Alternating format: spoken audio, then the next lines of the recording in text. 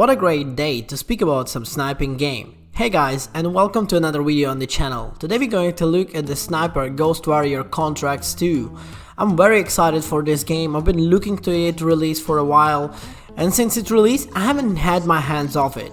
Thanks for the provided copy to the game developers, and I have to say that I'm super happy that I finally touched it, played it, and I'm being able to tell you everything I've spotted. Well, and I've spotted a lot of enemies.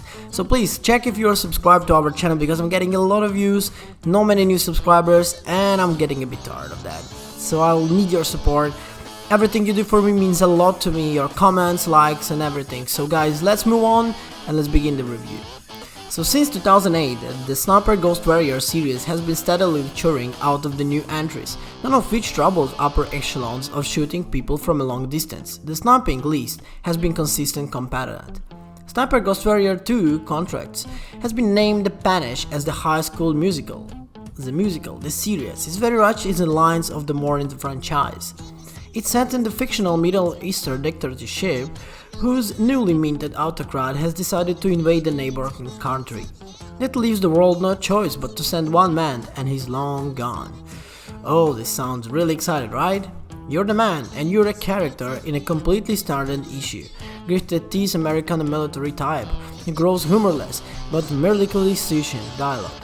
Luckily, your equivalent to the Solid Snake's Colonel Campbell is readable Yorkshireman, whose radio-based direction and advised injections at least modicum of personality of proceedings.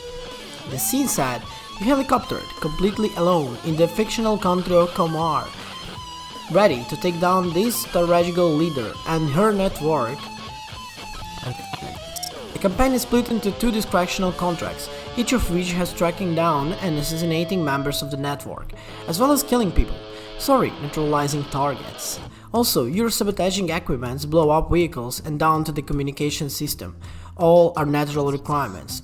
To be fair, in this series, I've spotted a lot of things that give you a chance to be more like an open guy. Let's say you don't need to play exactly like a sniper, but then you're gonna be in a big trouble if you wanna go like full in Rambo. The game can be go this way. The game can be finished as, let's say, even a stealth action kind of gameplay with a low percentage using of this long-range sniper rifle. The game gives you a lot of opportunities. It gives you different passes, how to finish the map, how to finish the mission, how to assassinate the target, what you can line up. It's all about the time you're putting it into every mission, and this is what makes it cool. It kind of gives me a Hitman feeling, to be honest.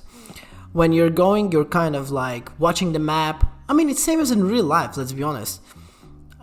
I don't know it in personal, but I would imagine it is. You go, you watch how the area looks. You know what's the path you're gonna take, which enemy you will take in which row, and how you're gonna do and what's gonna be in the end. It can be a completely randomness mascara, but it can be very well planned mission. This is what I mean, and this is why it reminds me a bit of, let's say, Hitman. Anyway, the game's high points are the missions where you need to take out targets a kilometer or more away. Doing that involves the careful observations through the binoculars, stalking enemies, looking for movement patterns, and spotting potential props used while they're taking each area's archbaldi. It's a slow methodical business that requires patience, as well as skill in lining up and taking each shot. The excellent presentation extends to the writing and voice acting. Contracts 2 isn't an exercise in diagnostic self-aggrandizement like Call of Duty has become. It takes a cold and darkly theoretical view of contracting, killing and military interventions of Middle East. The game is completely open about how your job is to keep oil prices high and Western economies afloat, and objectives that lead to a amusing twist later in the game. Oh, and believe me, there is one. On the lighter side, Contracts 2 has some wonderful guard banter. They talk about their pets, companions and being hacked. Wow. I mean, this is not something you would see every day in video games. There is a few identity skill lingering from past Ghost Warrior games, particularly within the save system and the enemy AI. Contracts 2 has an autosave system that disables itself when you're either in combat or close to an enemy. It's a necessary convertible system that could be easily avoided by simply letting players quick save. And the AI really needs to secondary state between passive and every guard that area knowing exactly where you are. And stealth games are always more fun when they're giving a chance to correct a mistake, to stop guard sounding or calling an alert. Having an entire bases light up when you miss a single shot is frustrating rather than fun, but you can technically do even that, like I said.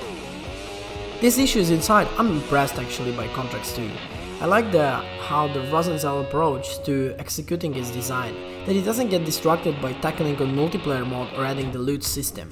The game is fantastic, the maps are fantastic, the sniping is great, the long shot contracts are smartly convinced and fun to linker with.